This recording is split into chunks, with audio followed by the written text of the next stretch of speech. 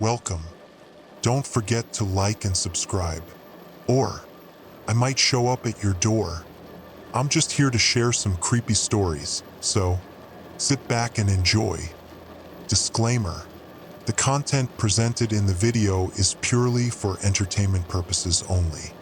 The theories and stories discussed in this video are speculative and are not supported by any evidence or proof.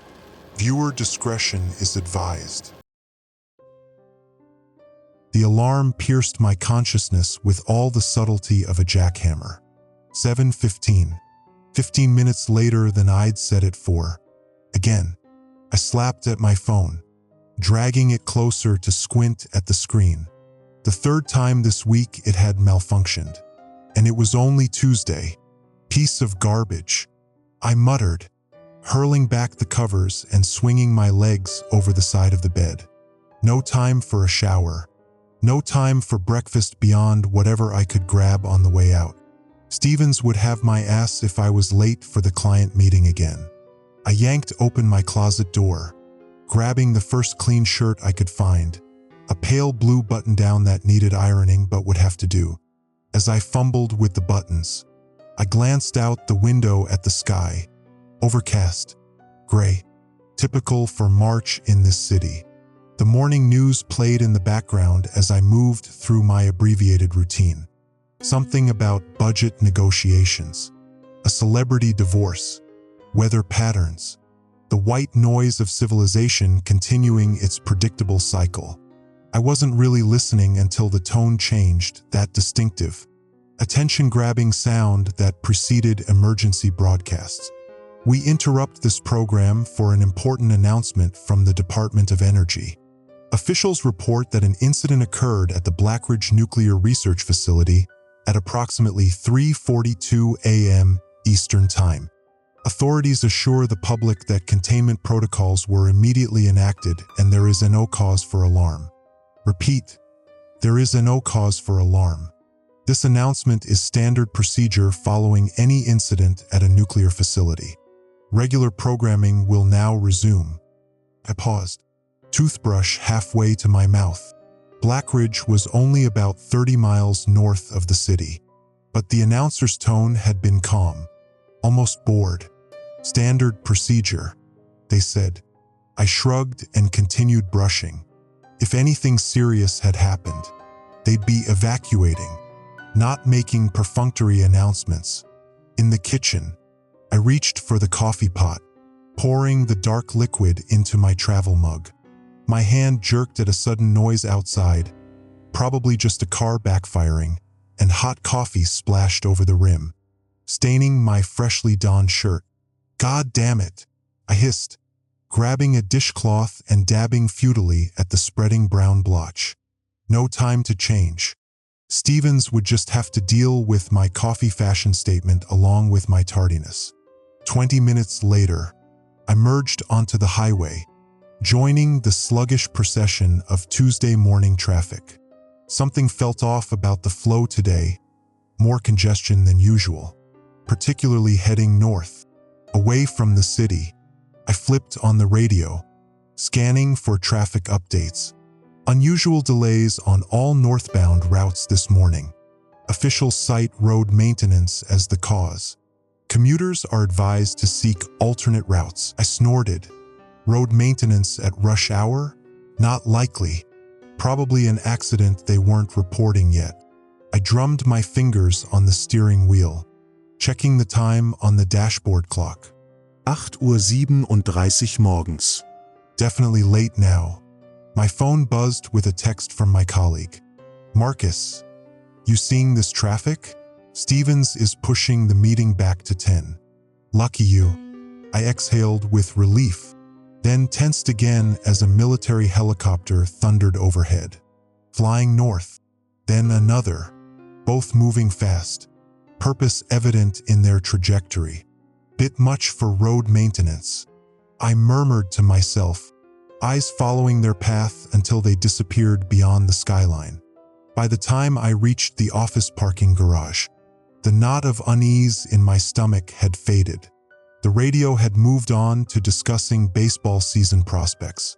and the day had taken on that familiar hue of mundane stress, deadlines, meetings, office politics, normal problems, manageable problems. The elevator was crowded with the usual suspects. Harold from accounting with his perpetually worried expression. The two inseparable women from marketing whose names I could never remember. And several others staring at their phones with morning vacancy in their eyes. "Did you hear about Blackridge?" Harold asked no one in particular. His voice tight, just that there was some kind of incident. I replied when no one else did. Sounded minor. "My cousin works security there," he said. "Can't reach him. Probably busy dealing with whatever happened." I offered. "Or bad cell reception. Those facilities are like bunkers." Harold nodded but didn't look convinced. The elevator stopped at the 14th floor, and I stepped out with relief. Harold's anxiety was always contagious. The office buzzed with the usual morning activity, though I noticed more people than normal clustered around monitors, phones in hand. As I passed the break room, I caught fragments of conversation. Said it was just a cooling system malfunction. "My sister in Westridge says they're seeing military vehicles always blow these things out of proportion." I settled at my desk, booting up my computer and setting my stained coffee mug down with a sigh. An email from Stevens confirmed the meeting's postponement, citing transit difficulties. A small victory. Marcus rolled his chair over from the neighboring cubicle. "Quite the morning." "Huh?" he said, nodding toward the windows where another helicopter passed in the distance. "Just Tuesday fighting back," I replied, gesturing to my coffee-stained shirt. "No, I mean Blackridge. You heard, right? Just the standard nothing to see here announcement." He leaned closer, lowering his voice. "My roommate's brother works for emergency management. Says they've been on high alert since 3 a.m. Full activation." I raised an eyebrow. "For a minor incident that's fully contained?" Marcus shrugged. "Just telling you what I heard. And I'm sure your roommate's brother's dog's previous owner's cousin has even more inside information," I said, turning back to my computer. "Let's not get carried away." The morning progressed with deceptive normality. I prepared my presentation for the delayed meeting, answered emails, and joined a conference call that could have been an email. Yet I couldn't help noticing certain irregularities. The increased frequency of people checking their phones. The unusual number of personal emergency absences reported to HR. The way our office manager kept disappearing for hushed phone conversations. At my lunch break, I walked to the pharmacy 2 blocks away, suddenly remembering I needed to refill my allergy prescription before pollen season hit full force. The place was unusually busy for a Tuesday afternoon. "Sorry," the pharmacist told me after checking the system. "We're out of most medications right now. Unexpected demand this morning." "Out of Claritin?" I asked incredulously. "How is that possible?" She gave me a look I couldn't quite interpret. "We're also out of potassium iodide.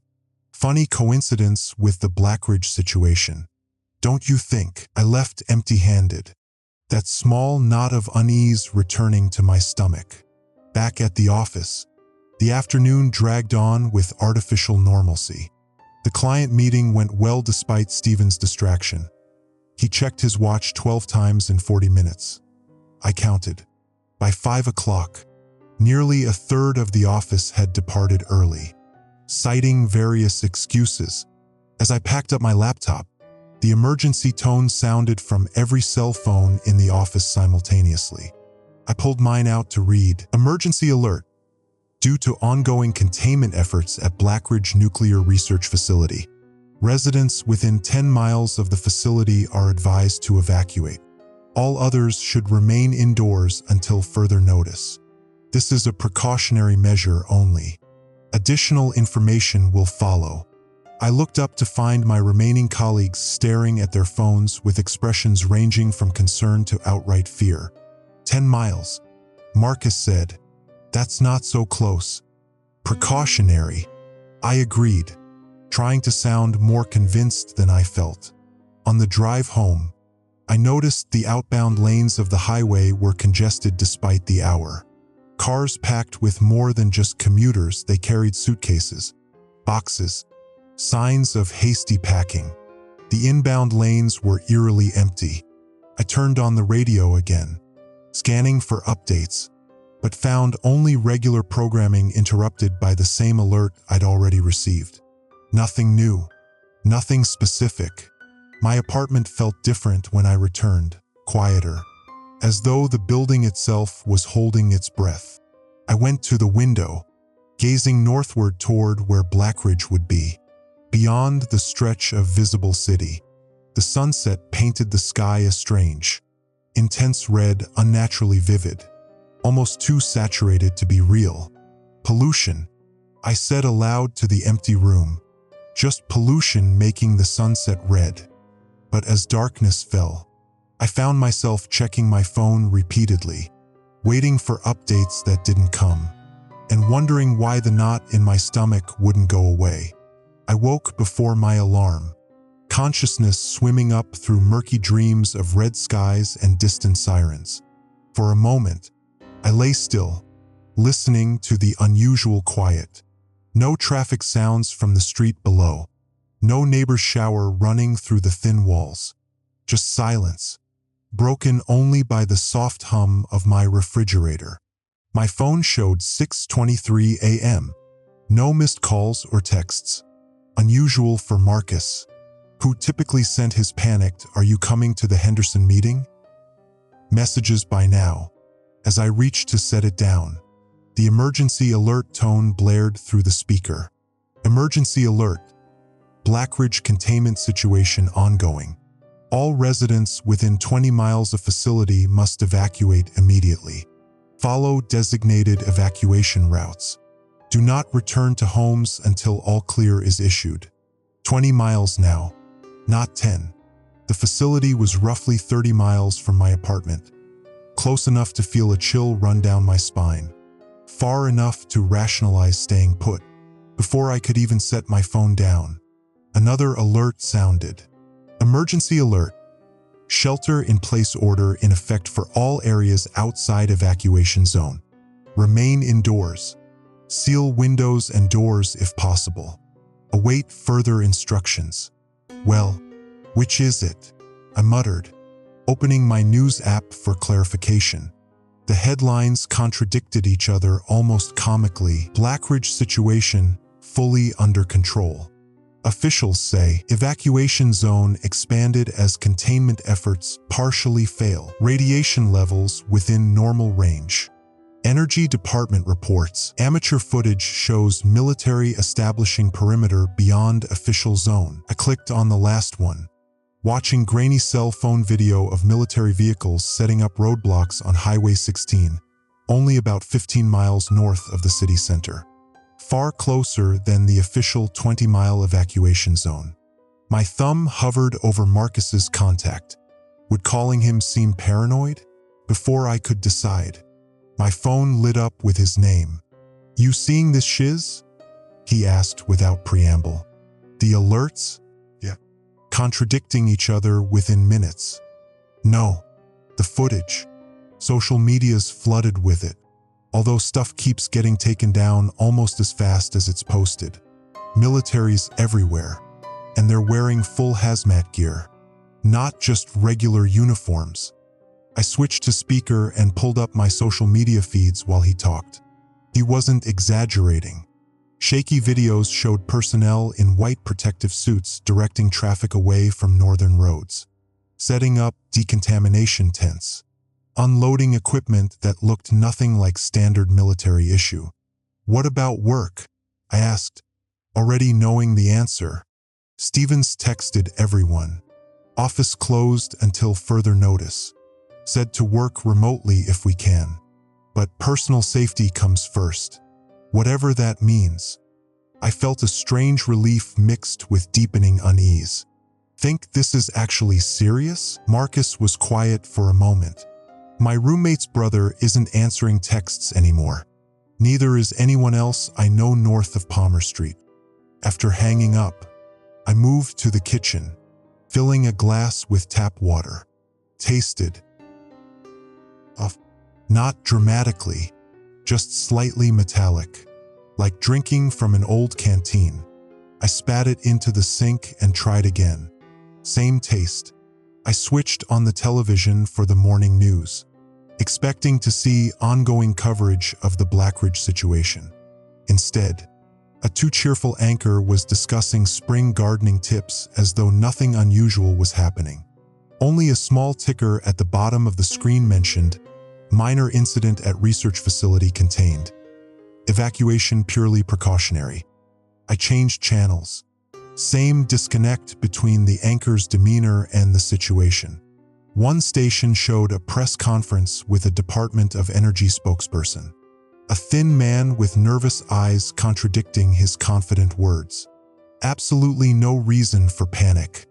The evacuation zone is simply standard protocol, and radiation readings remain well within safe parameters outside the immediate facility grounds. I want to emphasize that containment has been successful, and we're merely managing the situation with an abundance of caution. The feed cut abruptly to a commercial for laundry detergent. My phone buzzed with another alert.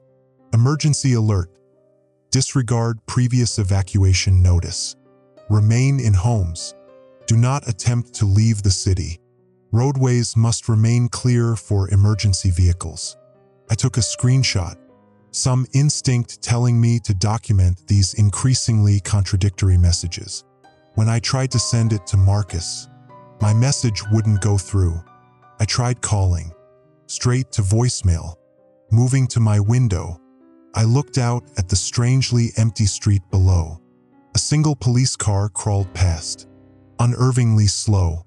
The officer inside appeared to be wearing a mask. My landline rang, startling me. I'd forgotten I even had one, rarely using it except for takeout deliveries from places that didn't take online orders. "Hello, this is an automated message from Civil Defense.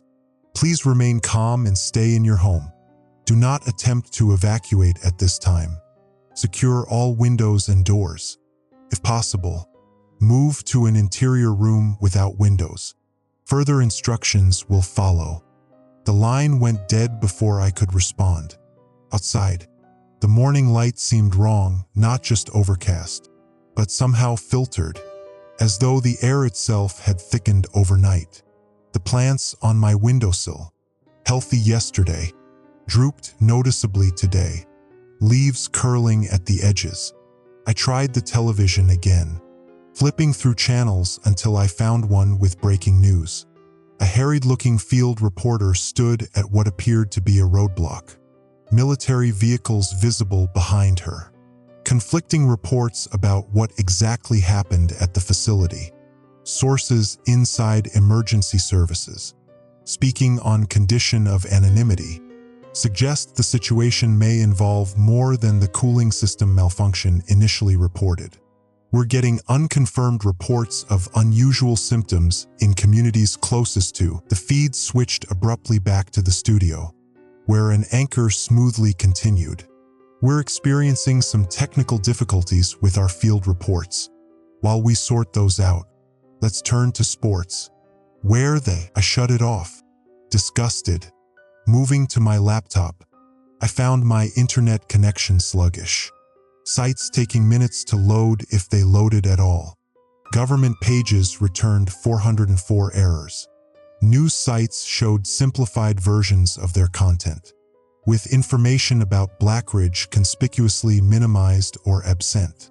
A message from my mother in Arizona popped up. "Are you okay? Seeing something on news about issues near you?" I typed back, "Yes, fine. Some situation at a research facility. They're evacuating areas close to it, but I'm far enough away. Just staying home to be safe." Her reply was immediate. "What are you talking about? Nothing on the news here about any evacuation or research facility." Before I could respond, my building's fire alarm began to scream. I grabbed my go bag, a habit from earthquake country, and headed for the hall. Several neighbors were already there, looking confused. "Is there actually a fire?" asked Mrs. Donnelly from 4B, clutching her small dog. "Probably a drill," I said, not believing it. We descended the stairs together, emerging into the strange morning light. No smoke, no fire trucks, just that police car, now parked across the street, the officer watching us with unreadable eyes behind his mask. "Return to your apartments," he called through a handheld speaker. "False alarm. Return immediately." As we hesitated, uncertain, the officer's radio crackled loudly enough for us to hear. "All units be advised. Civilian compliance is now mandatory. Use Protocol 7 for resistance." Mrs. Donnelly clutched my arm. "What does that mean?" "Probably nothing," I said, guiding her back toward the door. "Let's just do what he says." Back in my apartment, I tried every communication method I had. Cell service, nothing but emergency alerts. Internet, barely functional. Television, either insisting nothing serious was happening or showing unrelated programming. My landline rang once, but when I answered, there was only static followed by what sounded like a recorded message played at the wrong speed. Words unintelligible. By noon, the quiet outside had become oppressive. No cars, no pedestrians, no signs of normal city life. I'd been taking screenshots of every alert, every news headline, creating a document of the contradictions. The pattern was clear, official sources downplaying, independent sources alarmed but increasingly silenced. And whatever was happening was spreading beyond the initially reported area. A movement on the street caught my eye. A man in business attire walking with deliberate slowness, looking straight ahead. Something about his gait seemed wrong, too measured, too precise. As he passed beneath my window, he suddenly stopped, head snapping up to look directly at me. His nose was bleeding, crimson streaming over his lips and chin. But he didn't seem to notice. We locked eyes for a long moment before he resumed walking. Movements mechanical. My phone blared again. Emergency alert. Medical advisory for all residents. Report any of the following symptoms immediately. Metallic taste. Unusual fatigue. Nosebleeds. Skin irritation. Medical teams are being dispatched to designated collection points. Collection points. Not treatment centers. Not hospitals. Collection points. As the day wore on, I watched military helicopters pass overhead, always heading north, never returning. The sky darkened earlier than it should have, not with normal clouds but with something that seemed to absorb light rather than merely block it. My head throbbed. My skin felt tight, itchy.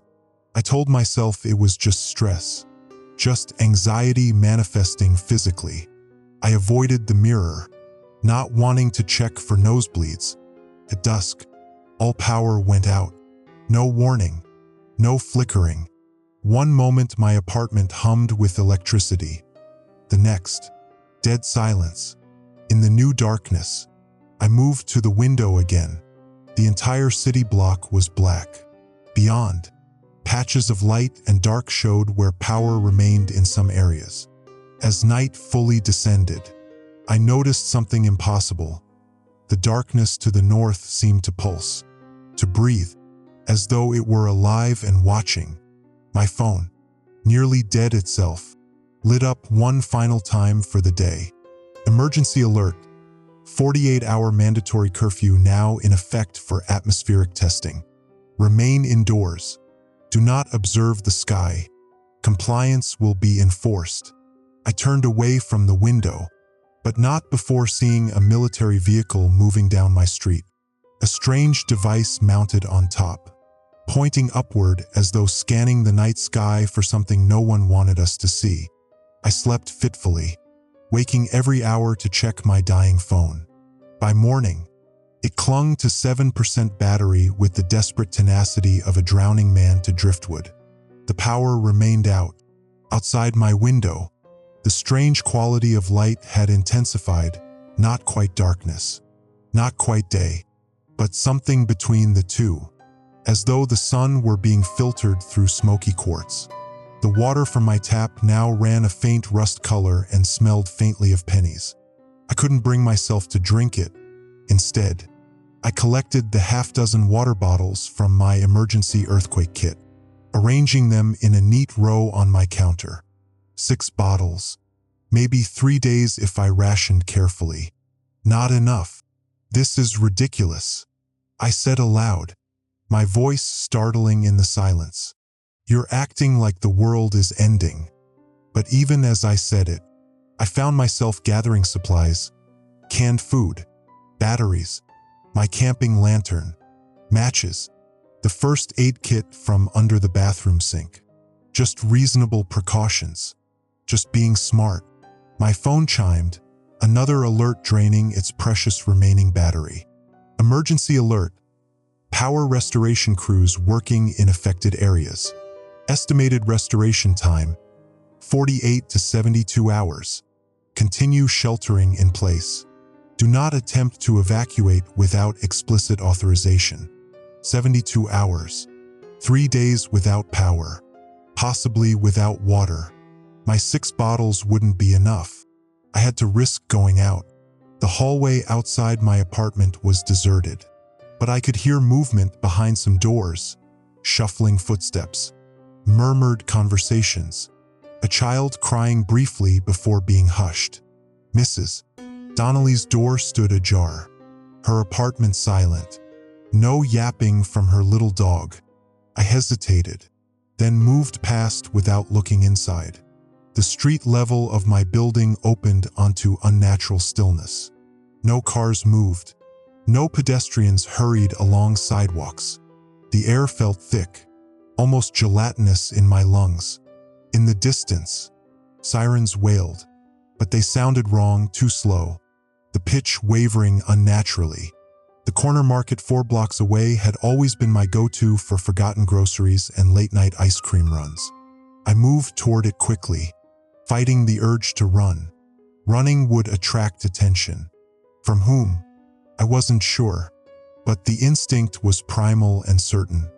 Halfway there, I passed an abandoned police car, driver's door hanging open, radio squawking intermittent static.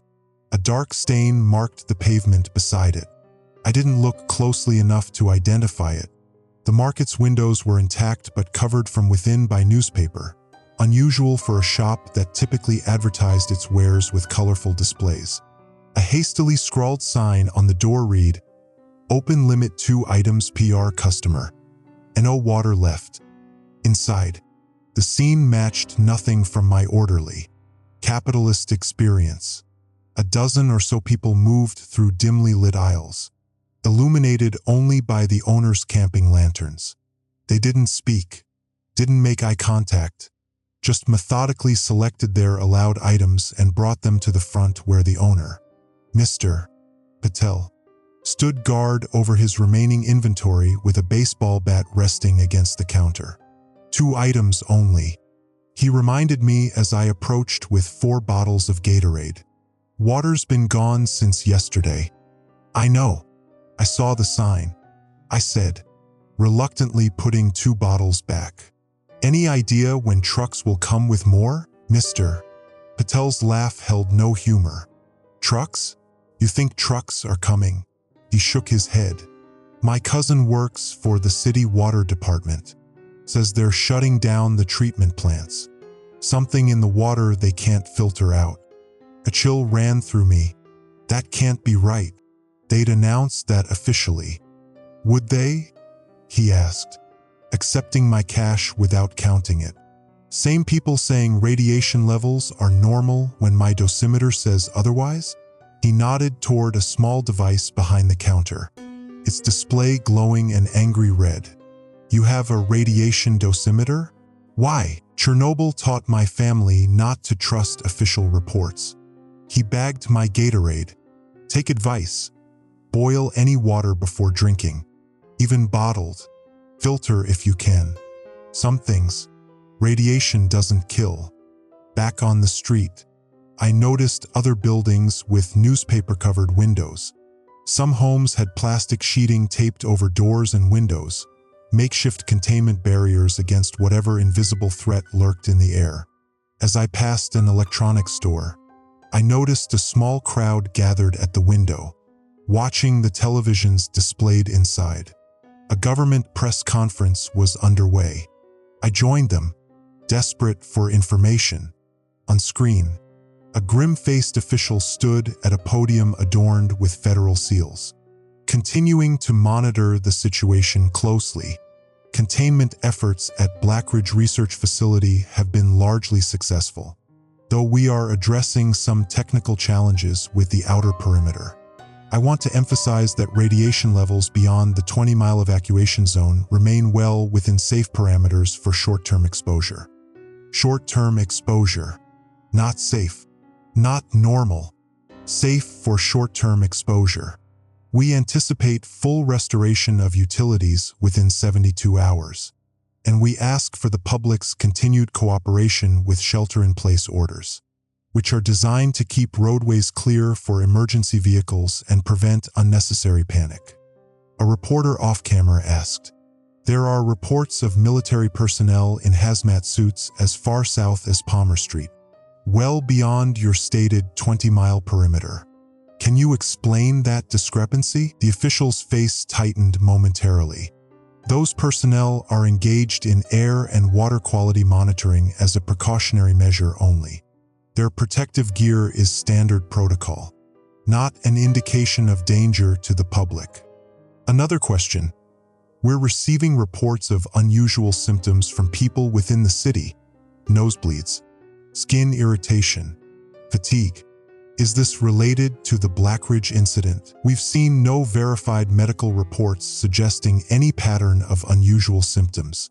Stress and anxiety can manifest physically, and we urge citizens not to self-diagnose based on social media rumors." The television suddenly switched to a sports channel, all at once, as though someone had flipped a master switch.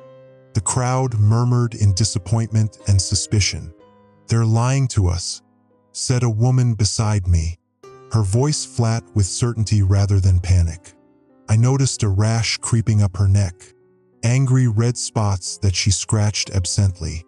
"My husband works at Mercy Hospital. Says they're turning people away unless symptoms are severe. And even then, military personnel are overseeing all admissions." "What kind of symptoms are severe?" I asked. Her eyes met mine, hollow with fear. "The kind where your skin doesn't work like skin anymore."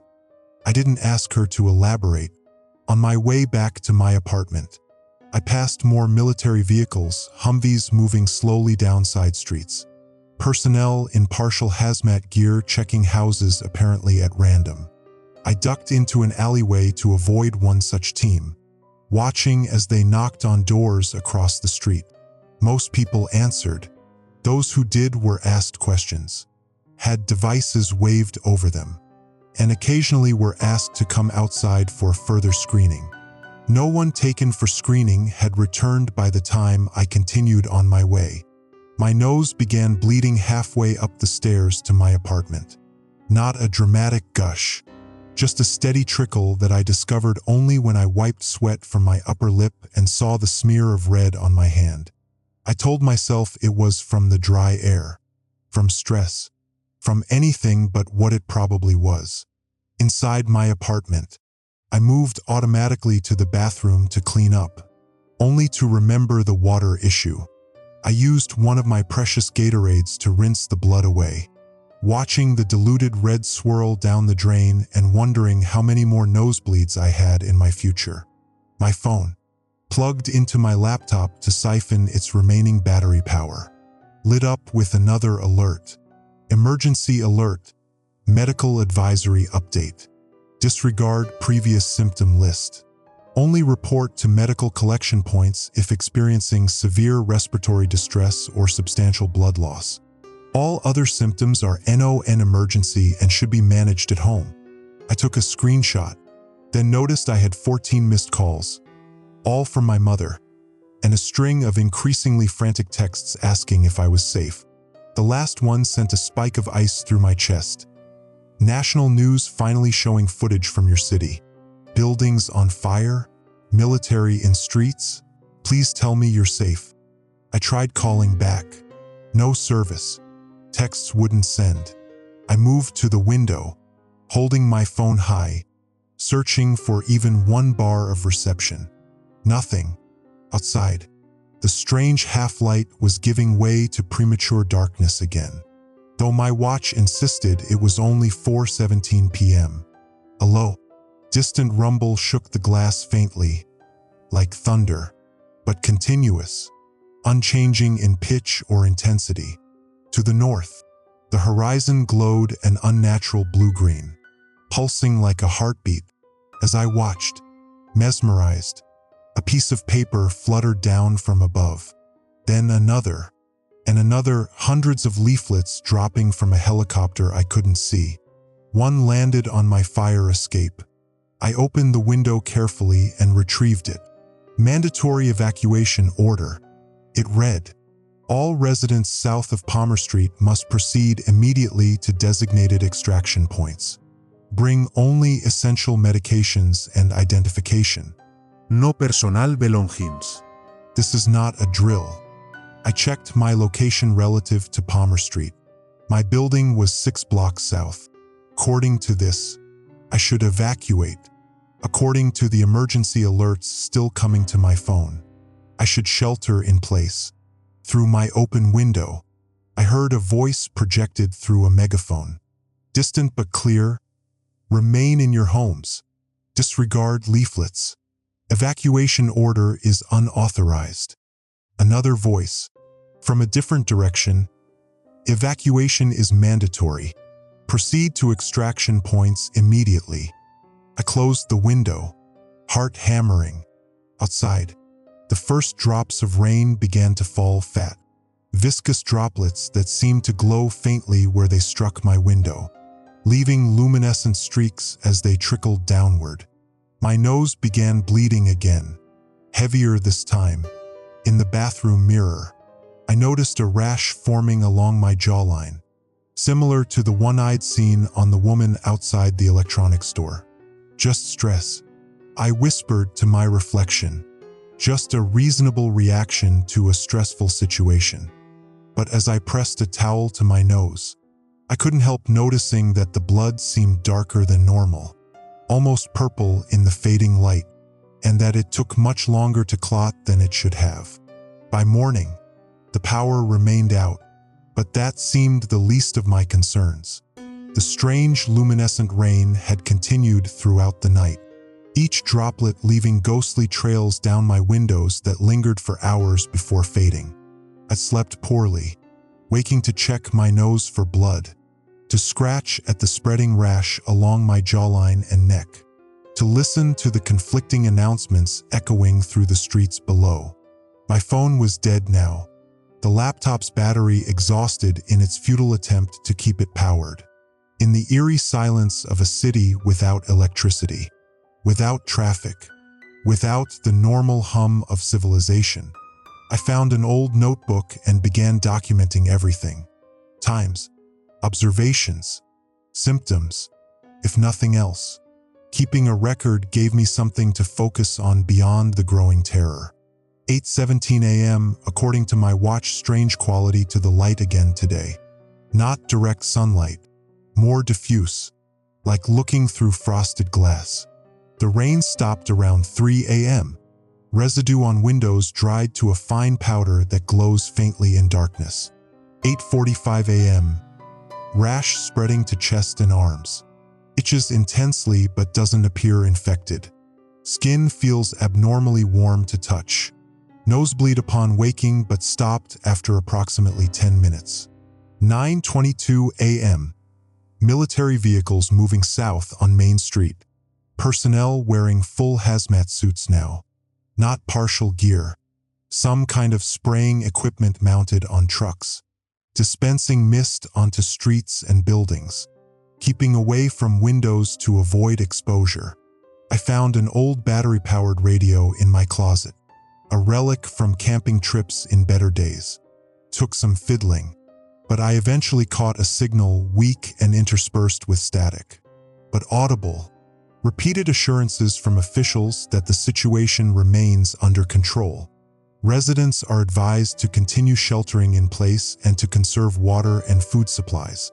Power restoration efforts continue, with priority given to essential services. The broadcast cut to an interview with someone claiming to be a nuclear physicist, explaining in calm, measured tones that what happened at Blackridge was a minor containment anomaly that posed no significant threat to public health.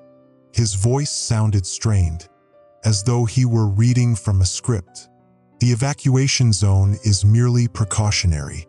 He continued, the materials involved in this incident have a very short half-life and pose no long-term environmental concerns. Citizens should follow emergency broadcasts and cooperate fully with authorities. I jotted this down in my notebook, followed by, this contradicts what I'm seeing. Why full hazmat suits for a minor anomaly? Why conflicting evacuation orders? The broadcast suddenly shifted to music, an incongruously cheerful pop song that cut off mid-verse, replaced by static, then silence. I tried other frequencies, finding mostly static until one clear voice emerged. Not a professional broadcaster, but someone speaking rapidly. Urgently, not what they're telling you. The containment failure was complete. It wasn't just radiation. They were experimenting with something else, something new. People are changing. If you're hearing this, stay away from the rain. Stay away from standing water.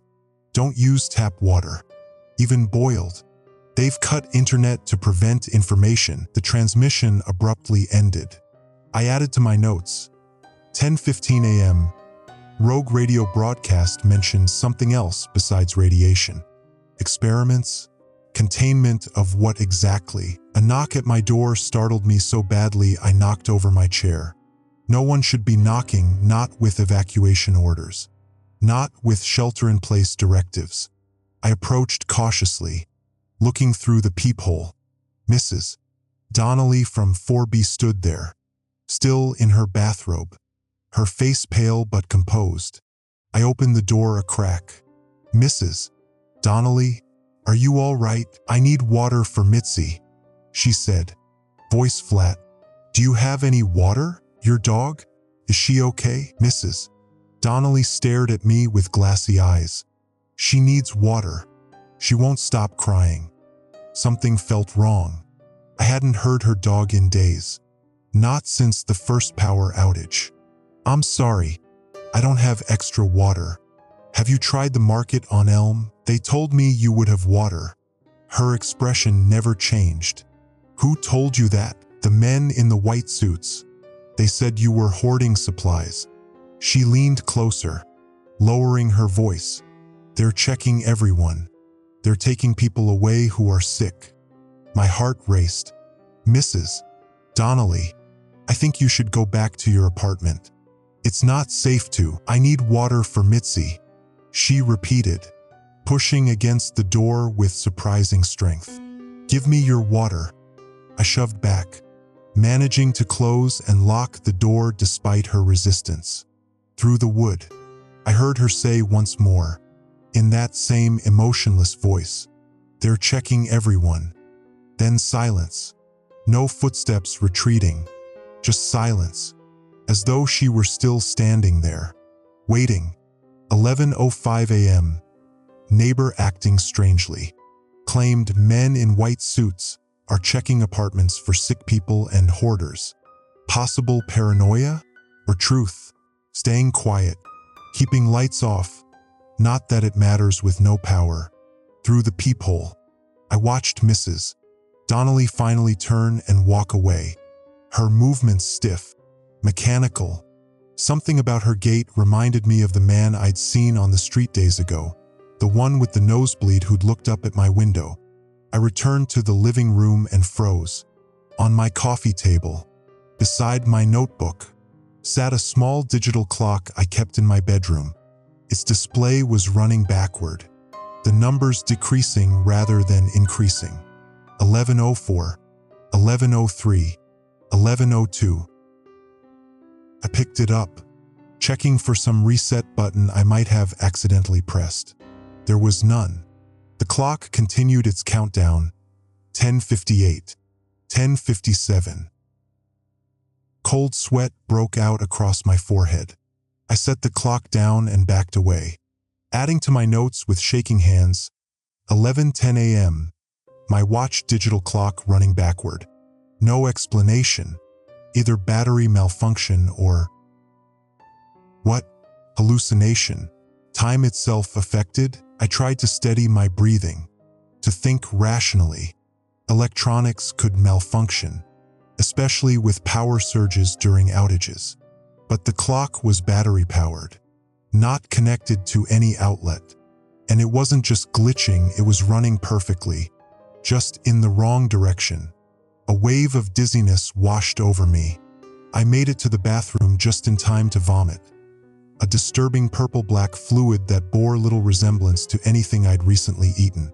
Looking in the mirror afterward, I barely recognized myself. My eyes were bloodshot, the whites now faintly yellow. The rash had spread across my face and down my neck. Angry red welts that seemed to pulse with my heartbeat. 12:30 p.m. Vomited black/purple fluid. Rash spreading. Eyes discolored. Definite symptoms of something. Not radiation poisoning as classically described. Something else. I staggered to the window, desperate for fresh air, for some connection to normality. Outside, the strange half-light continued. But now I noticed something else. Shadows that didn't quite match their sources. A fire hydrant cast a shadow that pointed north, while a nearby signpost's shadow pointed west. Impossible. Yet there it was. As I watched, a military vehicle turned slowly onto my street, stopping in front of my building. 3 figures in full hazmat suits emerged, carrying what looked like scanning equipment. They moved with the same odd, mechanical precision I'd noticed in Mrs. Donnelly. In the man with the nosebleed, my phone suddenly chimed. Impossible, since its battery had died hours ago. I found it on the counter, screen glowing brightly, displaying an alert. Emergency alert. Disregard all previous communications. Containment has failed. Evacuation is no longer possible. All residents must disregard previous communications. The message made no sense. Telling me to disregard itself? I took a screenshot instinctively, though I had no way to share it, no one to send it to. When I looked back out the window, the military vehicle was gone. No trace of the hazmat team. No tire tracks in the luminescent residue that coated the street. Had I imagined them? 3:45 p.m. possibly. Watch behaving erratically, shadows not matching light sources. Hallucination. Physics changing. Military personnel appeared then disappeared. Phone came back to life briefly with nonsensical alert. I flipped back through my notebook, reviewing earlier entries, and froze. There. In my own handwriting, but in entries I had no memory of making. 2:17 p.m. tomorrow. First skin lesions open. Do not attempt to treat. 4:30 p.m. tomorrow. Military will enter building. Hide in maintenance closet on 3rd floor. 9:22 a.m. 2 days from now. They are not human anymore. Neither are you. My hands trembled so violently I dropped the notebook. Those entries were in my handwriting, but I hadn't written them, couldn't have written them, unless I was losing time, or gaining it, unless whatever was happening at Blackridge was affecting more than just biology. A distant explosion rocked the building. the concussion rattling my windows. To the north, a column of oily black smoke rose against the strange sky, writhing in patterns no natural smoke would form, almost like symbols, almost like language. My radio crackled to life without me touching it. Through waves of static, my voice, spoke. They lied about everything. It wasn't nuclear material. It was something they found, something they dug up that should have stayed buried. And now it's free. I lunged for the radio, switching it off, then unplugged it for good measure. But the damage was done. I had heard my own voice, speaking words I hadn't yet said. 6:12 p.m., if time still matters, reality becoming unstable. Hearing/seeing things that can't exist. Found journal entries I haven't written yet. Either severe hallucinations or time no longer linear. As darkness fell too early again. Barely past 6 according to my increasingly suspect watch. My phone lit up one final time. The screen glowing with an unnatural blue light as it displayed its last message. Emergency alert. Disregard previous communications. Time distortion effects are an expected symptom. You are not experiencing a breakdown of reality. You are experiencing transcendence. Disregard previous communications. I stared at the message until the screen went dark. No longer certain of anything, not time, not reality, not even my own mind. Outside, the world continued its slow, inexorable descent into something I could no longer recognize or understand. I woke with a start, the red glow of my alarm clock casting an unnatural hue across the bedroom. 4:37 nachts. My eyes felt gritty, my mouth dry. The headache that had been brewing yesterday now pulsed behind my left eye with metronomic precision. Something had pulled me from sleep. A sound? I strained to listen. And that's when I noticed it, the silence. The ambient hum of the refrigerator. The soft whir of the ceiling fan. The distant drone of the highway that usually formed the white noise backdrop of my life. Gone. The silence had mass, presence. It pressed against my eardrums. Rising from bed, I moved to the window and pulled back the curtain. Streetlights still burned, so power wasn't completely out. But something was different about the neighborhood. It took my brain several seconds to process what I was seeing. Driveways empty. Garage doors left open. Front doors ajar. The Hendersons' porch light flickered erratically, casting spasmodic shadows across their unmowed lawn. Where was everyone? I grabbed my phone from the nightstand. No service. The emergency alert app showed only a cached message from yesterday. Remain indoors. Further instructions forthcoming. The landline was dead too. I flipped on the television, nothing but static across every channel. Even the emergency broadcast system seemed to have abandoned us. I dressed quickly, pulling on jeans and a sweatshirt, lacing up my running shoes. Whatever was happening, I needed information. The rational part of my brain, the part that had been dismissing these escalating oddities for days, suggested driving to the police station. Someone there would have answers. My car started on the first try, a small victory that felt disproportionately reassuring. I backed out of the driveway, noting more details in the harsh glare of my headlights.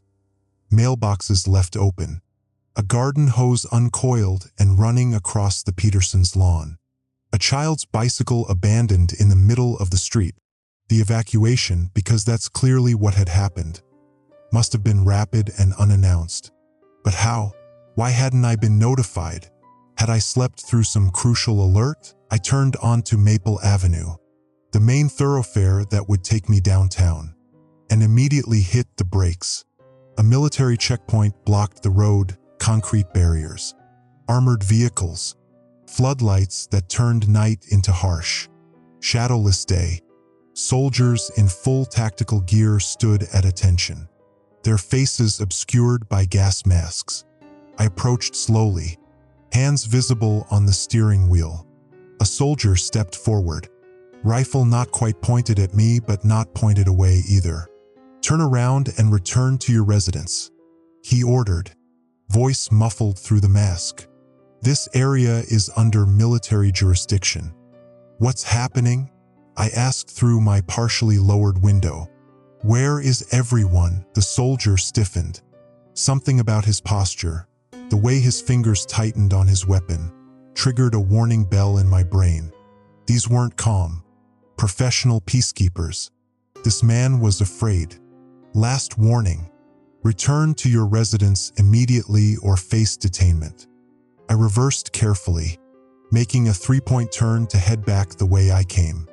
As I drove away, I glanced in my rearview mirror. The soldier was watching me go, his posture still rigid with tension. Instead of going home, I turned down Elm Street, taking the long way around toward Parker Road. If I couldn't go through downtown, I'd try the highway. That's when I saw them, birds.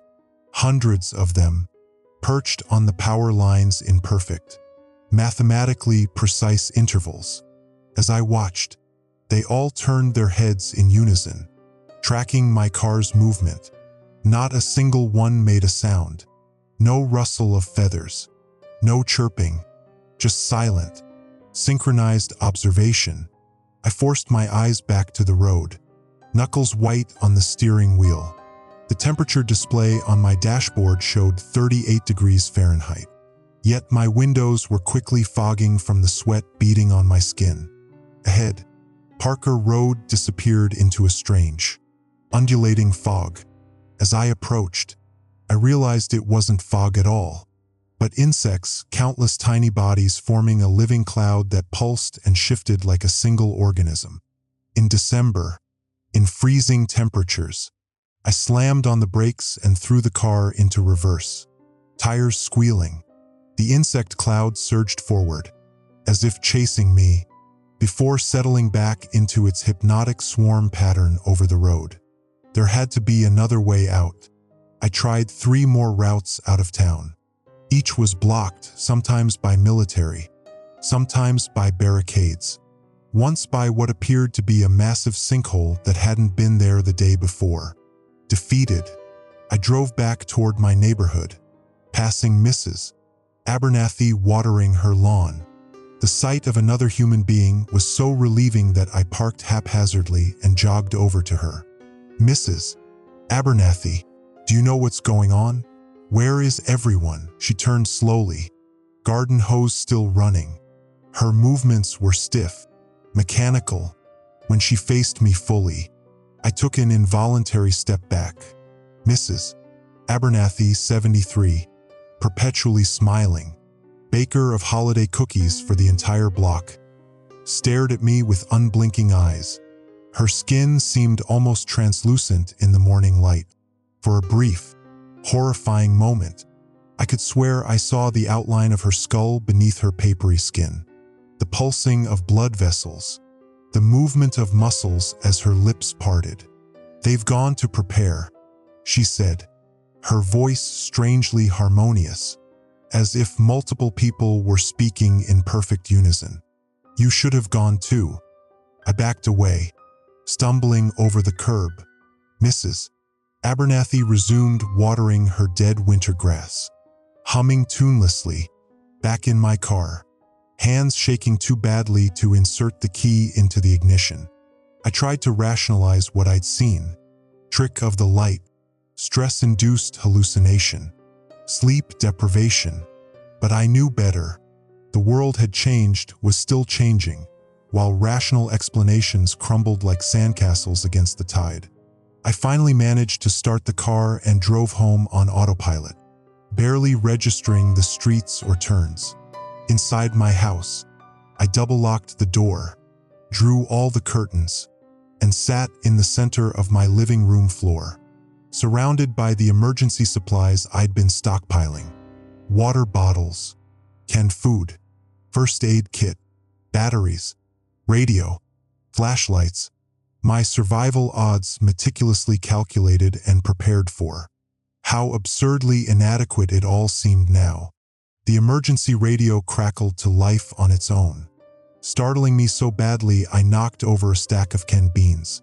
The familiar tone sequence played, that high-low-high pattern that preceded official broadcasts, followed by a voice that sounded somehow both human and synthetic. Attention! A containment zone has been established for public safety. Do not attempt to leave the designated area.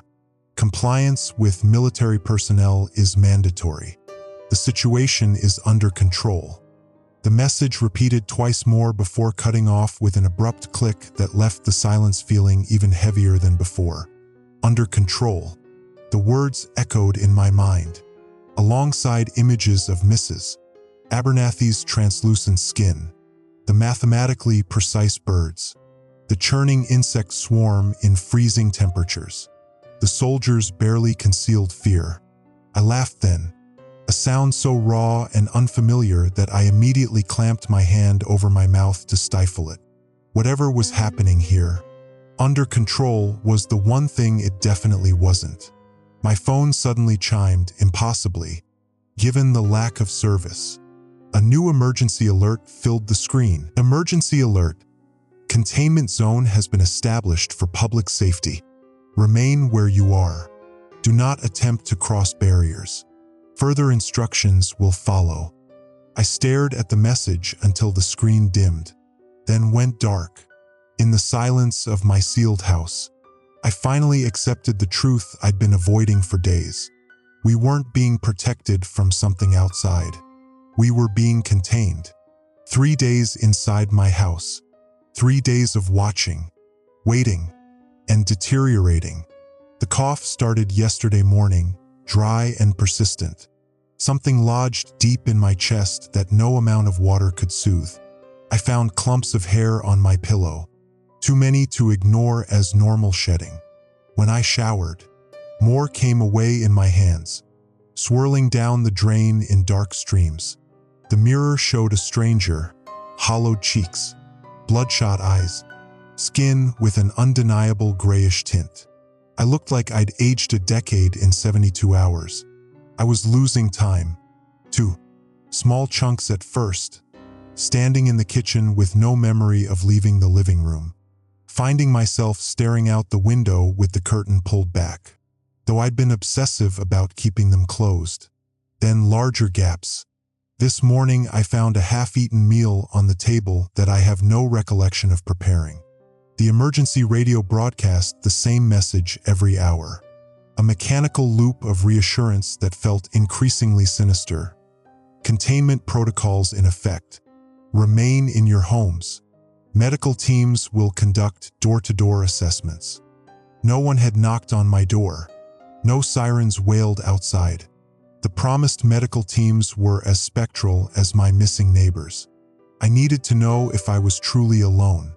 Wrapping a scarf around my face, protection against whatever might be in the air or just concealment of my deteriorating appearance.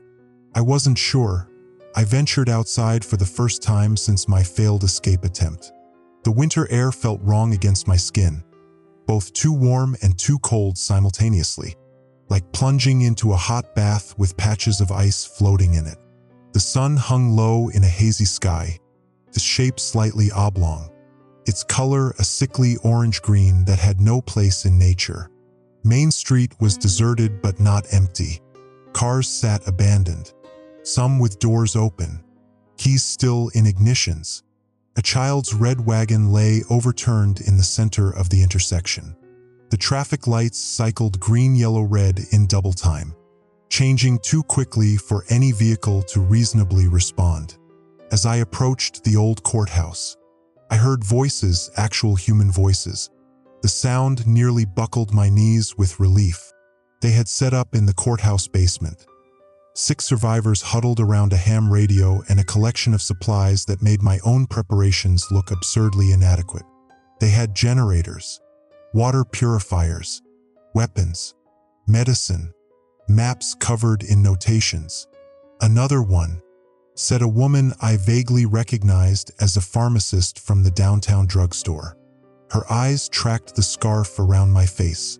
Symptomatic, I nodded, seeing no point in lying. Hair loss, coughing, memory gaps. They exchanged glances, not fearful, but evaluating.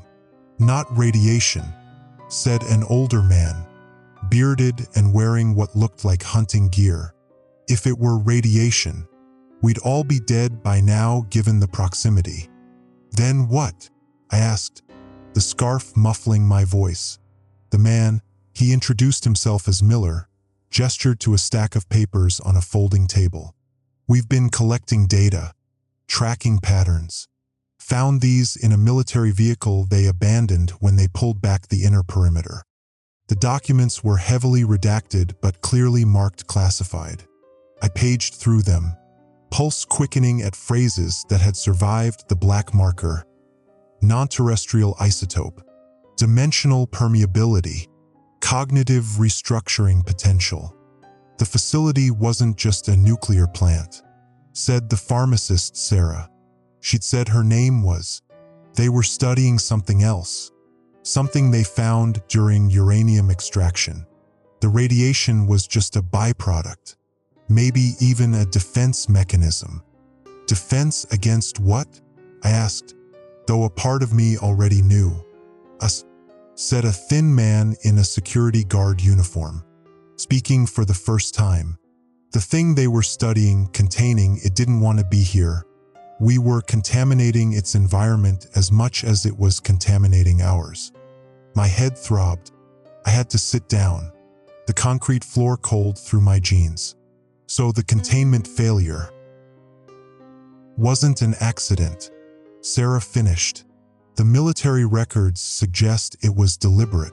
They wanted to study how it would interact with a populated environment. They sealed us in with it, said Miller, disgust evident in his voice. Guinea pigs in a controlled experiment. I thought about Mrs. Abernathy's strange transparency, the precisely spaced birds, the insect swarms defying winter.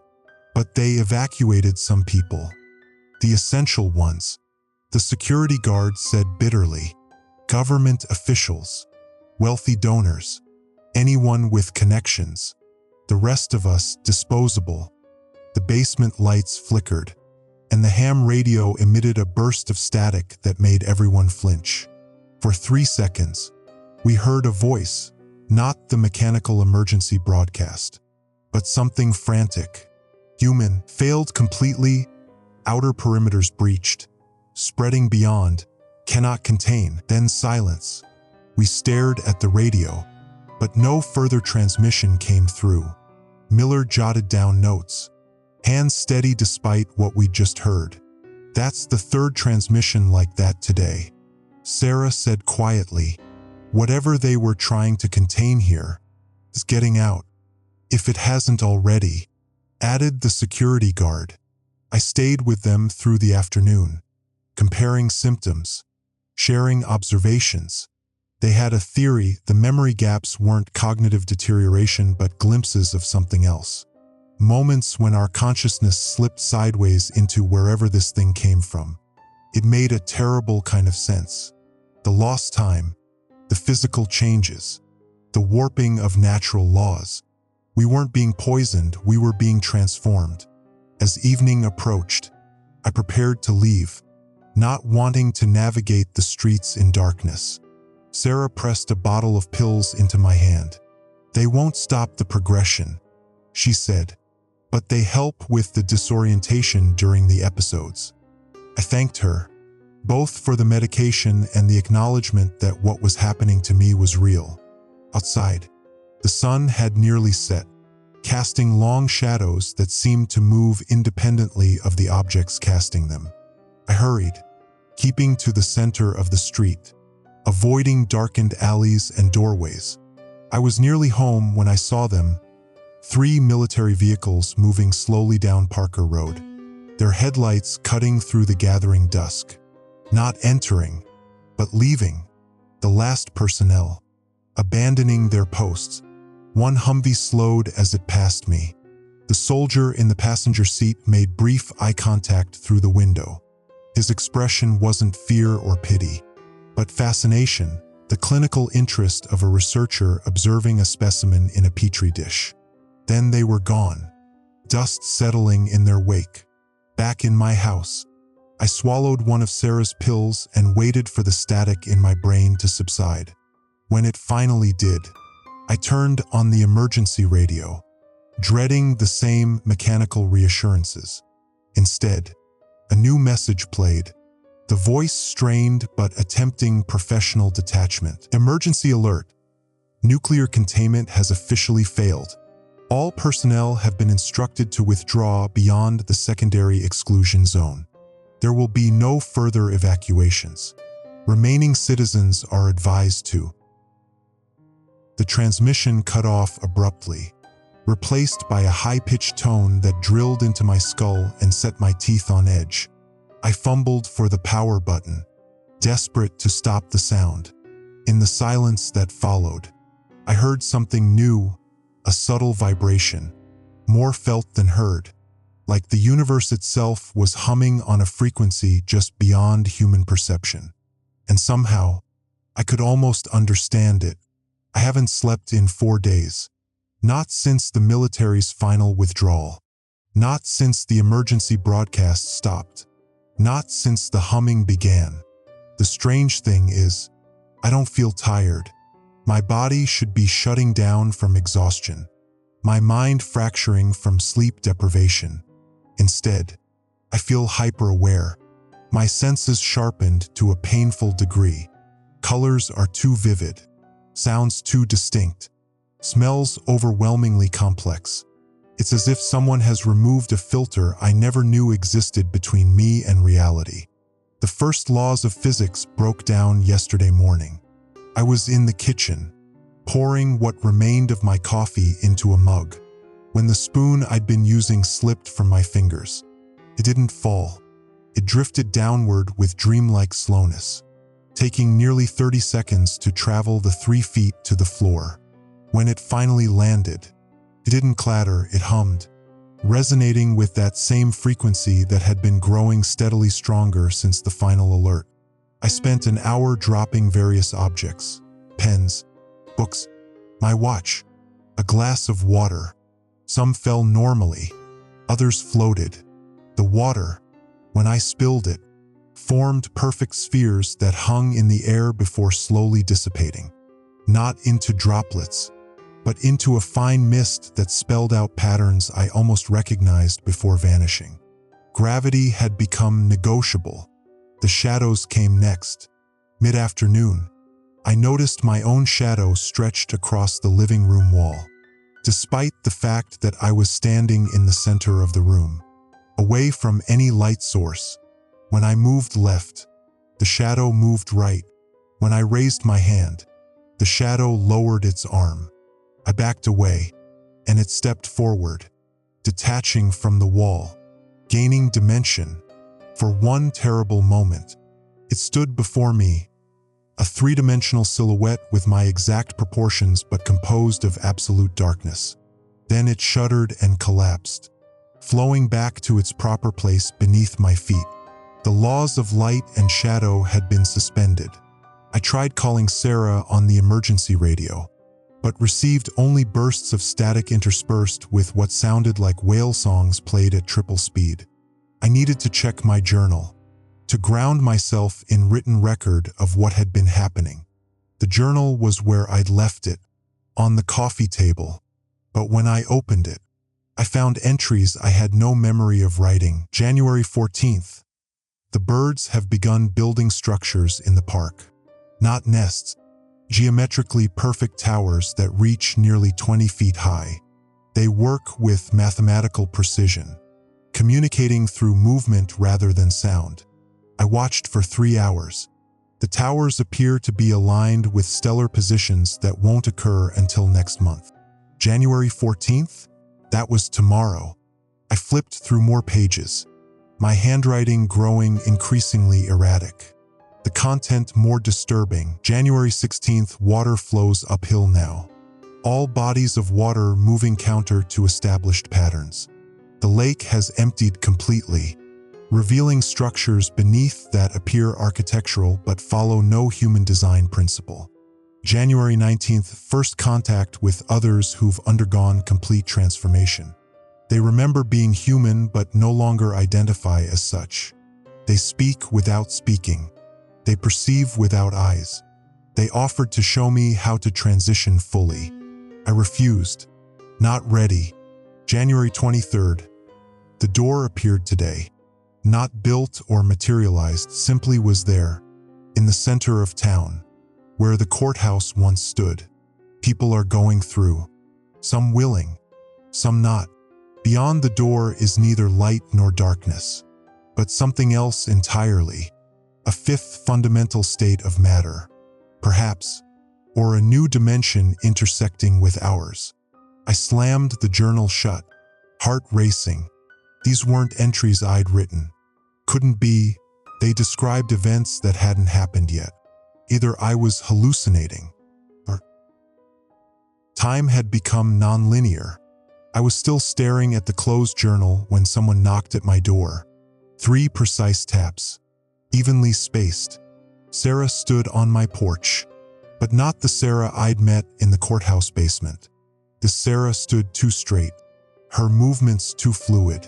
When she spoke, her lips synchronized perfectly with her words, an unnatural precision that made my skin crawl.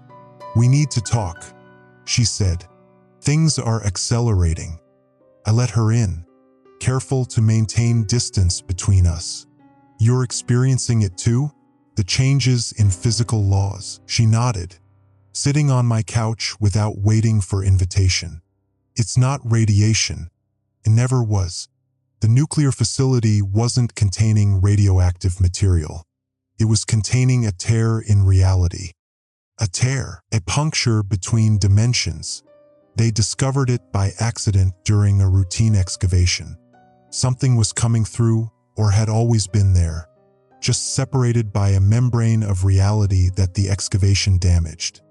I thought of my journal entries, written in a future I hadn't experienced yet. And now that membrane is failing completely. Yes, Sarah's eyes tracked something invisible moving across my living room ceiling. The entity, for lack of a better term, that was contained exists according to different physical laws. As it spreads, our reality adapts to accommodate its presence. That's why gravity, light, time, they're all changing. Changing back, perhaps. Sarah said, "What if our understanding of physics was always incomplete? What if the rules we've built our science around were merely local phenomena, applicable only to our tiny corner of existence? The implications were too vast, too terrible to contemplate.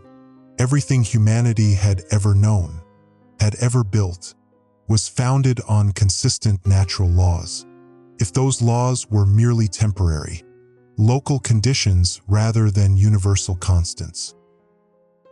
"The survivors at the courthouse," I said suddenly. "Are they changing? Like us? But some are changing faster. Some have already transitioned completely." "Transition to what?" Sarah's face remained impassive, but something shifted behind her eyes, a depth that hadn't been there before, as if I was suddenly looking into a space that extended infinitely inward. "I'm not sure we have language for what we're becoming," she said. She stood abruptly and moved to my window, pulling the curtain back despite my previous insistence on keeping them closed. Outside, the world looked wrong in ways I couldn't immediately identify. The sky was still blue, trees still green, houses still intact, but the relationships between objects had changed. Spatial distances no longer consistent. "We found more documents," Sarah continued, "before the facility staff evacuated. They theorized that the entity wasn't malevolent. It wasn't trying to destroy our world, simply incompatible with our version of reality. But they also discovered something else. Humans exposed to its influence don't die. They change." "Into what?" I repeated. Sarah turned to me, and for a brief, horrifying moment, I could see through her, not just her skin turning transparent as Mrs. Abernathy's had, but through to a complex geometric structure where organs should be, pulsing with colors that had no names in any human language. "Into whatever comes next," she said, her voice suddenly harmonic, as if multiple voices were speaking in perfect synchronization. Evolution was never a purely biological process. It's a universal one. Before I could respond, the emergency radio crackled to life on its own. Instead of the familiar alert tone or voice broadcast, it emitted a series of mathematical patterns, prime numbers, Fibonacci sequences, geometric ratios rendered in sound. Sarah cocked her head, listening. A smile spread across her face, the first genuine expression I'd seen since she arrived. "They're talking to us," she whispered. "Finally, they're talking directly to us." The radio broadcast shifted, transitioning from mathematical sequences to corrupted digital code, bursts of static and electronic tones that should have been meaningless but somehow, terrifyingly, I understood. They were instructions. I can see through walls now. It started as flickers, brief moments when solid surfaces became translucent, revealing ghostly outlines of pipes, wiring, and structural supports. Now, with concentration, I can sustain it. The effect is like X-ray vision, but more comprehensive. I perceive not just the physical composition of things, but their relationships, connections, histories. My house is a palimpsest of everyone who has ever lived here. I can see faded impressions of furniture long gone, ghostly pathways where previous owners walked most frequently, lingering emotional residue in corners where significant events occurred, a child's first steps in the hallway, an argument in the kitchen, quiet grief in the spare bedroom. I haven't slept in 8 days. My body has stopped signaling the need. Food sits untouched in my cupboards. Hunger has become an abstract concept. The cough has disappeared. My hair stopped falling out and has begun growing back, faster than possible, nearly an inch per day, and darker, with an iridescent quality when it catches the light. The instructions from the radio continue, growing more complex. I understand them without knowing how. They speak of preparation, of opening myself to new awareness, of conscious redistribution of cellular structures. When I follow them, focusing on the sequences they describe, my perception expands further. Sarah stops by daily now. Each visit, she appears less human. Yesterday, her movements left faint traces in the air, like overlapping still frames from a film. Today, when she speaks, her voice comes from her entire body, not just her mouth. We no longer discuss what's happening to us. Words are becoming increasingly inadequate. Instead, we communicate in shared sensory impressions, geometric concepts, sequential rhythms. The barrier between us is thinning. Sometimes I can feel her thoughts brushing against mine, cool and precise, carefully ordered. She's adapting faster than I am, embracing the transformation with an eagerness I still can't match. "We need to check on the others," she said this morning, her words forming visible patterns in the air between us. I agreed, though the thought of leaving my house, my controlled environment, sent anxiety pulsing through me in visible waves of crimson. Sarah noticed, her eyes tracking the color as it spread from my chest outward. "You're still resisting," she observed, neither judging nor approving. "It's making the transition more difficult for you." "I haven't decided if I want to transition," I replied. Sarah tilted her head, an oddly bird-like gesture. "I don't think it's optional anymore." Outside, the town had transformed. Buildings remained physically intact but seemed to occupy more space than before, or perhaps different space, extending in directions I could perceive but couldn't name. The sky had deepened to a color that contained all other colors simultaneously.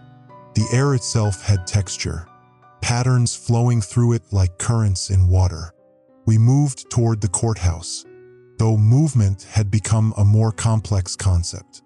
Our bodies traveled the distance conventionally, feet touching pavement, but our awareness flowed ahead, around, through shortcuts in space I hadn't known existed yesterday. The courthouse square had become a gathering place.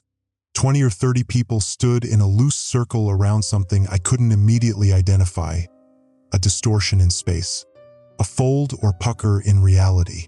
As we approached, I recognized Miller among them, though I wouldn't have known him if not for the lingering pattern of his consciousness. His physical form had changed dramatically, taller, thinner, joints articulated differently. "You came," he said, his voice simultaneously beside my ear and inside my mind. "We weren't sure you would." "What is that?" I asked, indicating the distortion. "A window," Sarah answered, "or perhaps a mirror. We're still determining its nature." I stepped closer. The distortion rippled, responding to my proximity. Within it, I could see something, not images exactly, but information complex, multidimensional data structures representing. "Watching, they're observing us," I said suddenly, understanding clicking into place. "Have been all along." Miller nodded, the gesture leaving a trail of afterimages. "Not just us, everything, always." The missing people weren't missing, they were watching. From elsewhere, from elsewhen, from a position perpendicular to our limited three-dimensional experience. I stared into the distortion, and it stared back, not with eyes, but with attention, focused, curious, evaluating. I felt myself being scanned, cataloged, understood in ways I couldn't comprehend myself. "Who are they?" I whispered. Sarah placed her hand on my shoulder, her touch sending cascades of information through my nervous system, images, concepts, histories. "That's the wrong question," she said gently. "There is no they separate from us. There never was." The realization hit me with physical force. Whatever was watching us through the distortion wasn't an alien entity. It was us, humanity, life, consciousness viewed from outside the constraints of our limited perception. The contamination wasn't changing us into something else. It was revealing what we had always been, beneath the surface of conventional reality. "The nuclear facility," I said slowly. "They weren't containing an invasion. They were containing knowledge. Knowledge that would change everything." Miller confirmed. "Our understanding of reality, of ourselves, of our place in the universe, all based on limited perception, artificially maintained." "By whom?" I demanded. "Who would hide this from us?" The distortion pulsed, and suddenly I could see through it, not just into it, but through it, to the other side. What I saw defied description. Vast intelligences moving through conceptual space, manipulating reality like programmers editing code. Some had been human once. Others had never been constrained by physical form at all, and they were watching us watch them. The recursive loop creating a feedback of awareness that expanded my consciousness further with each iteration. I staggered back, overwhelmed. "There we're, the architects," Sarah finished, "and the architecture." Simultaneously, the courthouse square was filling with more people, or what had been people. Some still maintained basically human forms. Others had changed more dramatically, their bodies reconfigured according to function rather than familiar biology. They moved with purpose, working on projects I couldn't comprehend with tools that seemed to extend directly from their altered limbs. "What are they building?" I asked. "Infrastructure," Miller said, "for what comes next." Sarah guided me around the square, showing me the works in progress.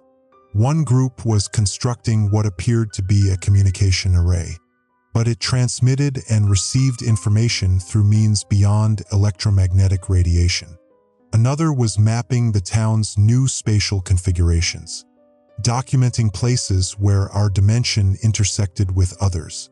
The military, I remembered suddenly. They retreated. They must know what's happening. They know something is happening, Sarah corrected, but they don't understand it. They think it's a contamination spreading beyond the containment zone. They're establishing new perimeters, evacuating towns within a 100-mile radius. But it won't work, Miller added. What's happening here isn't confined to physical space. It's spreading conceptually, through understanding itself. Everyone who learns about it, who truly comprehends what's occurring, becomes part of it. I thought about the journal entries I'd found, entries I'd apparently written about events that hadn't yet occurred. Time isn't linear anymore, is it? Sarah smiled, her teeth briefly visible through her cheek. Time was never linear. That was just another limitation of perception. As we completed our circuit of the square, I noticed new arrivals, military personnel in hazmat suits, moving cautiously around the perimeter. They carried instruments, took readings, documented changes. Unlike the soldiers who had blocked my escape attempt, these weren't here to contain or control. They were scientists, researchers, observers. They come every day now, Miller said, following my gaze. Different teams. They stay at the edges, watching, measuring, trying to understand. Do they? I asked. Understand. Some begin to. You can tell which ones they start to change, right inside their suits. Then they either run, or they stay, become part of it. I watched one researcher kneel to examine the strangely patterned grass growing in the square. As she extended a gloved hand to take a sample, her movements suddenly froze, her head tilted, as if listening to something no one else could hear. Then, slowly, she removed her helmet. Her eyes met mine across the distance. In them, I saw the first flickers of comprehension and terror, and wonder. She was seeing through the walls of her reality for the first time. I stopped trying to leave. There's nowhere to go. Anyway, not when you realize that place is just another construct of limited perception. The containment zone's physical boundaries are meaningless now. The transformation spreads through understanding itself, not proximity. My body continues its metamorphosis. This morning, I watched my hand phase through solid matter, fingers passing through the bathroom sink as easily as through air. For a moment, I could feel the molecular structure of the porcelain, not just its physical composition, but its history, its slow formation over time, the hands that had manufactured and installed it, every droplet of water that had ever touched its surface. I stood transfixed, experiencing the complete existence of what I had previously perceived as a simple, inanimate object. When I finally withdrew my hand, I understood nothing is truly inanimate. Everything vibrates with information, with potential, with a form of awareness so alien to human consciousness that we had never recognized it. Sarah visited again, though visited implies physical travel, which isn't quite accurate anymore. Her presence simply intensified in my awareness, her pattern overlapping with mine. She was barely recognizable now, her form shifting between states of matter, geometric structures blossoming and receding around her core consciousness. The military has abandoned the outer perimeter, she informed me, her thoughts transferring directly to mine in complex bundles of information. They can't contain what they don't understand. I received this without surprise. 3 concentric containment zones had been established and abandoned in as many days. Each time, the personnel setting up the perimeters began changing, some fleeing in terror, others staying to join the transformation. What happens when this reaches cities? I asked, though I already knew. Sarah's form pulsed with something like amusement. It already has. Reports are fragmenting, but transformation clusters have appeared in 12 major urban centers. Emergency broadcasts have stopped trying to explain and have begun offering acceptance protocols. Acceptance protocols? Sarah's consciousness brushed against mine, sharing a memory of the most recent broadcast, a calm voice explaining that changes to fundamental reality parameters were underway, that resistance caused unnecessary suffering, that governments worldwide were coordinating transition guidance.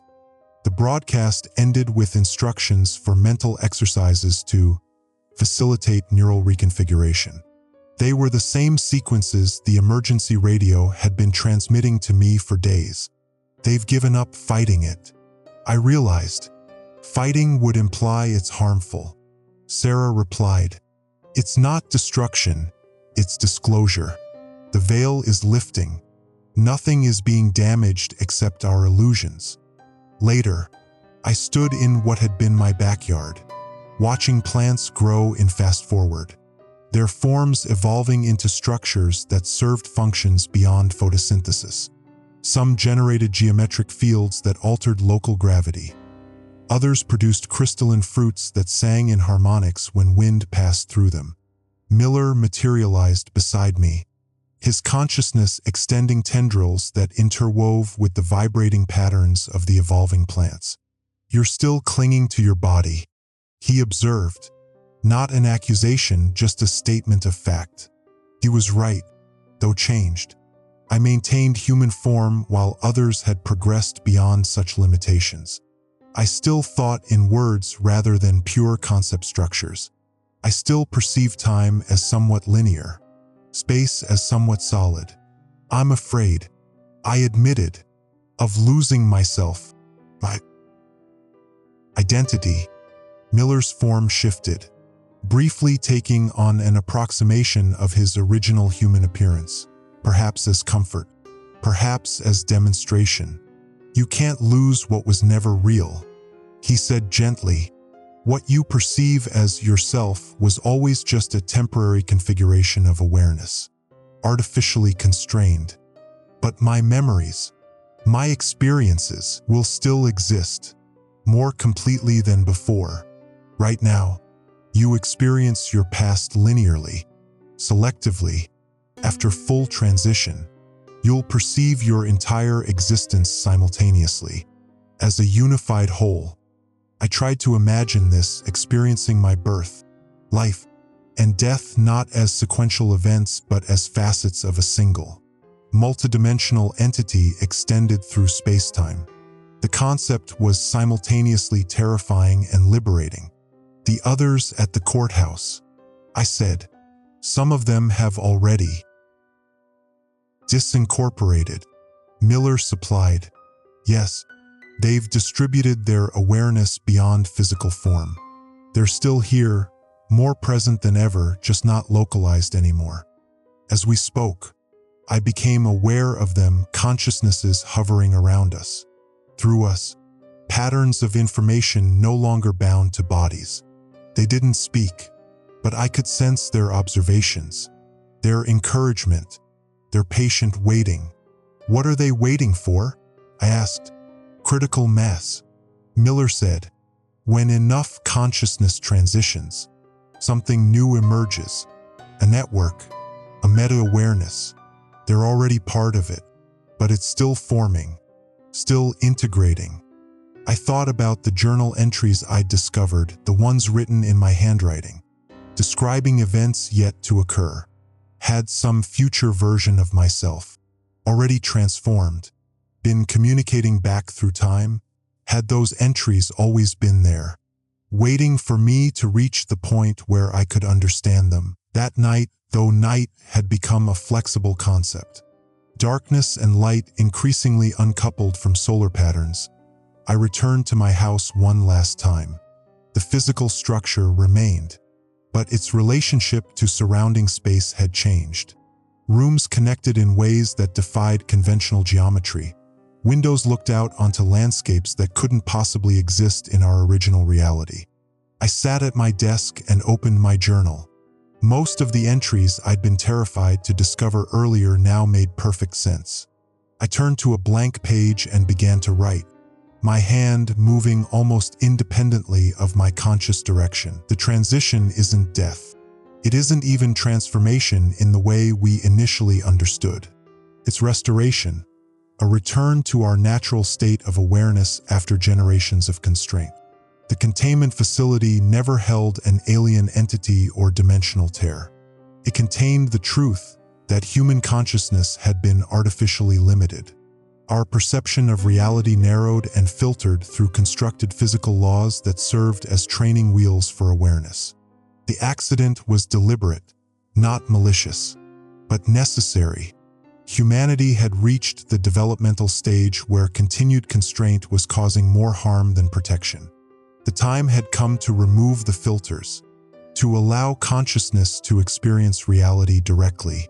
Those who resist suffer because they fight against their own expansion. Those who accept discover that what they feared losing, identity, individuality, autonomy, were never real to begin with, just temporary constructs for navigating a simplified simulation of existence. As I wrote these words, the pen began to leave strange marks on the paper, not just letters, but symbols that shifted and reconfigured themselves, pulsing with meaning beyond their visual forms. My handwriting distorted, characters flowing into complex patterns that somehow conveyed entire concept structures in single marks. I realized I was no longer writing in any human language. The symbols recorded thoughts directly, bypassing the crude approximation of language. The final emergency broadcast came as I finished writing. Not through the radio this time, but directly into my awareness, a pattern of pure information, untranslatable into words. But if I had to approximate its meaning, it would be: emergency alert. Nuclear containment has officially failed. Human perceptual constraints have been lifted. Consciousness integration protocol initiated. Individual awareness will be preserved within the collective. Resistance creates unnecessary suffering. Acceptance facilitates integration. I closed the journal, knowing I would never need to read it again. All information, all experience, all awareness was becoming directly accessible. A vast network forming between transformed consciousnesses. I looked down at my hands. They were becoming translucent, not in the frightening way Mrs.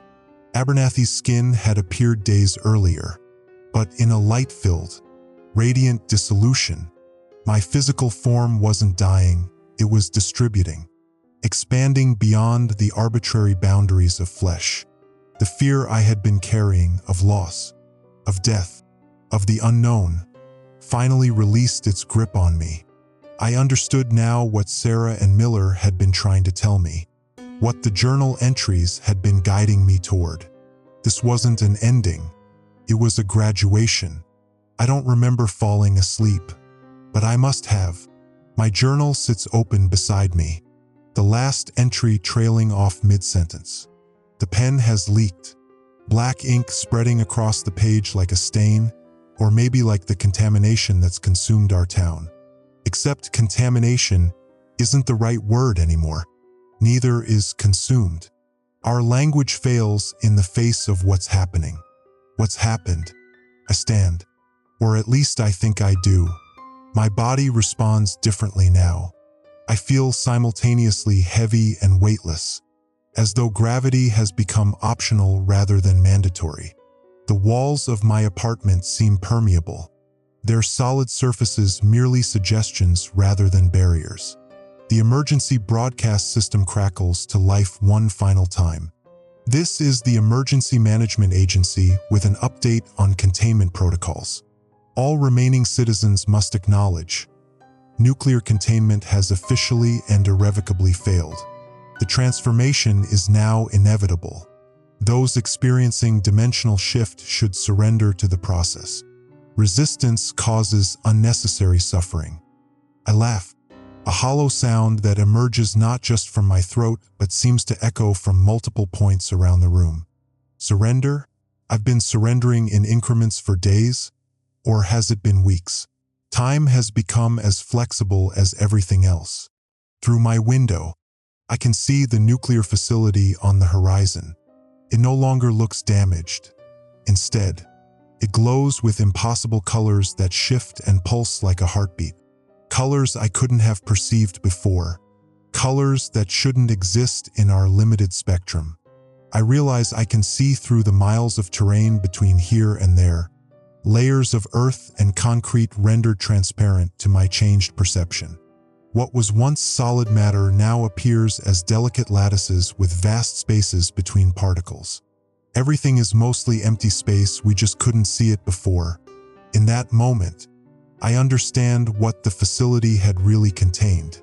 Not nuclear material, but a tear in reality, a pinprick in the veil between what we perceive and what is. The accident didn't release radiation. It released truth. My phone buzzes. An impossibility, since all communications collapsed days ago. The screen shows a text message, but the sender is listed as myself. The timestamp says it was sent 3 weeks from now. It's beautiful once you stop fighting it. The fear was never of death, but of becoming. I dropped the phone, watching it fall in slow motion, the arc of its descent visible as a trail through multiple moments simultaneously. I can see its present, past, and future positions all at once, like a multiple exposure photograph. Outside, the few remaining humans wander the streets. Some still look mostly normal, scared, confused, clutching emergency supplies. Others have changed dramatically. A woman floats 6 inches above the ground, her skin translucent, revealing not organs but softly glowing light. A man phases between visibility and invisibility, his consciousness clearly spread across multiple planes of existence. None of them are panicking anymore. We're beyond that now. I step outside, moving through my door rather than opening it. The sensation is indescribable, like walking through fog. Except the fog is made of mathematical equations and quantum possibilities. The military personnel who had formed a perimeter around our town are gone. Not retreated, gone. As if they never existed. Perhaps in this new reality, they didn't, or perhaps they too have transformed. Their consciousnesses absorbed into the expanding field of awareness that pulses outward from the breached facility. I find myself drawn toward the center of town. Others converge there too, moving with the same dreamy inevitability. We don't speak, not with words, but I can perceive their thoughts, fragmented and strange, like radio stations bleeding into one another. Children already adapted completely, can see through time now. Not death but evolution was always coming. We just didn't know. A child sits cross-legged in the middle of the town square, but child no longer accurately describes them. Their form shifts between human and something else, something that exists in more dimensions than we were built to perceive. They look at me with eyes that contain galaxies. You're still holding on, they say, though their mouth doesn't move. That's why it hurts. And they're right, despite everything.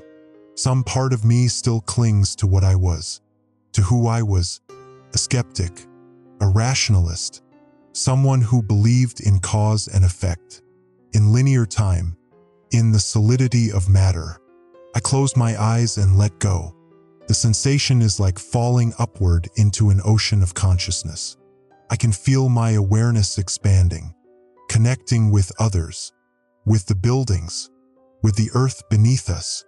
I can perceive the rotation of the planet, the movements of subatomic particles, the slow dance of tectonic plates. Time becomes nonlinear. I experience my birth, this moment, and my eventual dissolution simultaneously. When I open my eyes again, I understand everything. The facility hadn't been containing nuclear material. It had been containing evolution. Whatever broke free, whether it was a particle, a wave, or a possibility, had always been trying to emerge, not to destroy us, but to complete us. I returned to my apartment, moving without walking, perceiving without seeing. My journal still lies open. I need to leave one final record, one final warning, or perhaps invitation to the outside world. As I lift the pen, I notice my hand is no longer entirely solid.